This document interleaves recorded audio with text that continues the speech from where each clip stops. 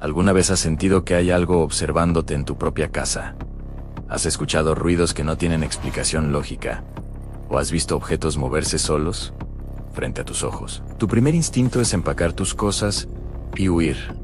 Pensar que el lugar está maldito o que un fantasma habita en tus pasillos. Pero, ¿qué pasaría si te dijera que mudarte no servirá de nada? Hoy vamos a romper uno de los mitos más aterradores del mundo paranormal. La realidad es mucho más extraña de lo que creías. Si las puertas de tu casa azotan sin razón, el problema no es la casa. El problema eres tú.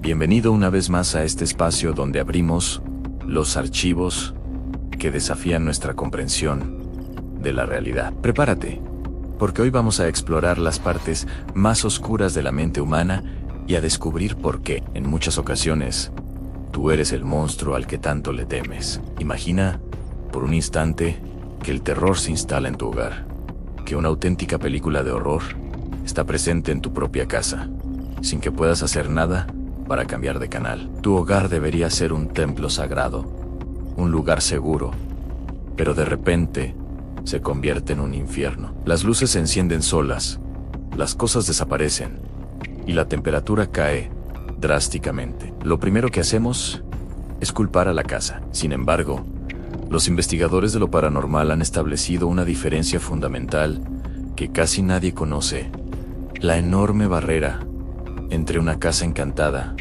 y un fenómeno poltergeist. Muchas personas piensan que son lo mismo, y en parte, la culpa la tienen películas famosas de Hollywood, que nos han dado una idea errónea. Según Clara Tajoses, experta investigadora, una casa encantada está íntimamente relacionada con el lugar físico. Es decir, si te marchas de una casa encantada, habrás resuelto tu problema, porque los fenómenos se quedarán ahí, esperando a los próximos inquilinos. Además, la casa encantada suele tener un pasado luctuoso, crímenes o eventos dolorosos. Sus manifestaciones son sutiles, lentas, a veces sibilina, pero el poltergeist es una bestia completamente diferente. Se cree que el poltergeist surge por culpa de una persona viva, que es quien lo provoca y alimenta causando las manifestaciones, aunque ella no tenga ni idea de que es la responsable. El poltergeist se asocia a la persona,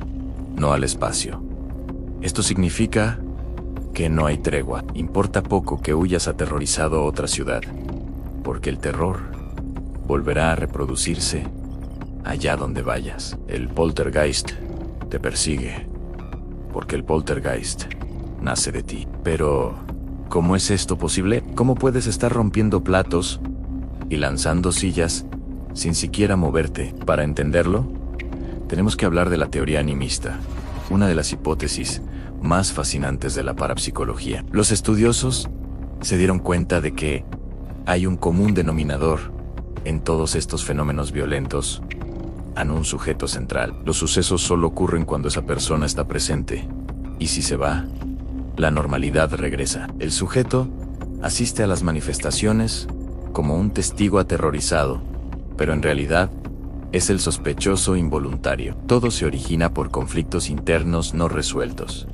estrés agudo o emociones reprimidas que la persona no sabe cómo enfrentar. Esta represión, que puede ser agresividad, sentimientos de culpabilidad o ansiedad severa, se convierte en la fuente de lo que los parapsicólogos llaman telergia. La telergia es una supuesta energía de naturaleza ignota, emitida inconscientemente por la persona, capaz de causar efectos físicos reales en el entorno, como combustiones espontáneas, golpes y movimiento de masas. Es decir, tu cerebro, al no poder procesar su propio dolor, lo expulsa hacia afuera como una bomba invisible. A esto se le conoce como psicorragia, una emisión convulsiva que tú no puedes controlar. Piensa en los niños o los adolescentes. El famoso psicólogo William G. Roll estudió más de un centenar de casos a lo largo de 4 siglos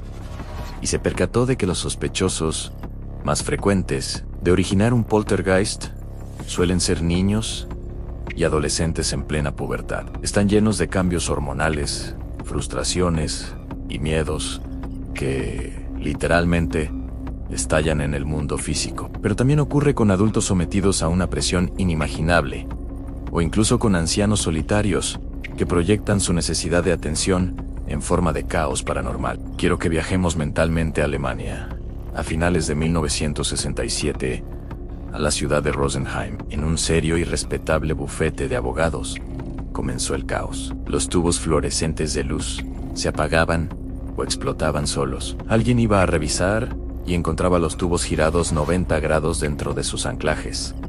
Algo físicamente imposible sin intervención manual. Las luces parpadeaban, los teléfonos marcaban números solos y archivadores gigantescos y pesados se desplazaban por la oficina. Acudieron electricistas, ingenieros y físicos y comprobaron que los fenómenos desafiaban las leyes conocidas. Pero el prestigioso parapsicólogo Hans Bender notó un detalle escalofriante.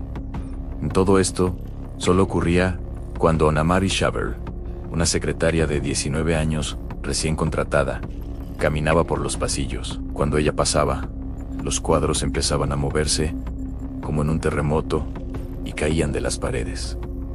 Annemarie no sabía nada, no se enteraba de nada. Su estrés y frustración estaban generando una psicocinesia tan brutal que afectaba a toda la oficina. El problema no era el edificio de Rosenheim. El problema era la mente de Annemarie. Y no es el único caso documentado. Tenemos expedientes que hielan la sangre, como el infame poltergeist de Enfield.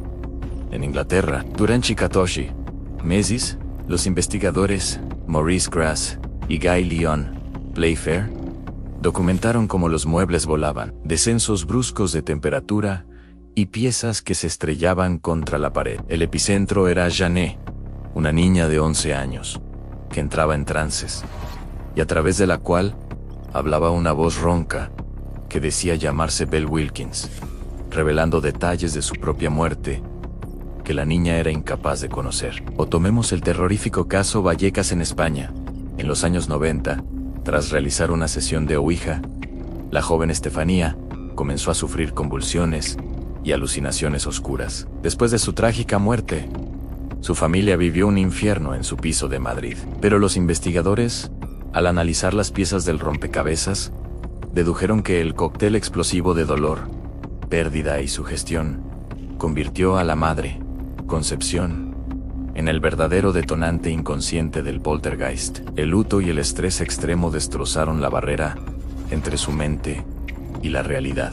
Quiero que entiendas las fases por las que pasa una persona que vive esto.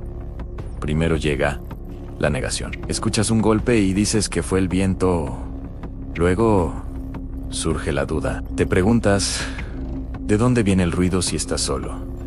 Después viene la constatación, ves un objeto moverse con tus propios ojos y ya no hay marcha atrás. Finalmente, te abraza la angustia, el desamparo y el terror de volver a tu propia casa. Muchas personas llegan a dudar de su propia cordura y sufren secuelas durante años. Son víctimas de su propia energía desbordada. Y es por eso que cuando traen a videntes que les cobran sumas abultadas de dinero para limpiar la casa, lo único que consiguen es enfurecer más a la cosa, porque no puedes exorcizar una casa si el demonio vive encriptado en el trauma de sus habitantes. Como decía la maravillosa poeta Emily Dickinson, el cerebro tiene pasillos que superan el límite del espacio físico. No hace falta hacer una casa encantada para sentirse embrujado. Tú propiamente tiene el poder de materializar tus miedos más profundos, rompiendo la barrera de lo invisible, para que no puedas ignorarlos más.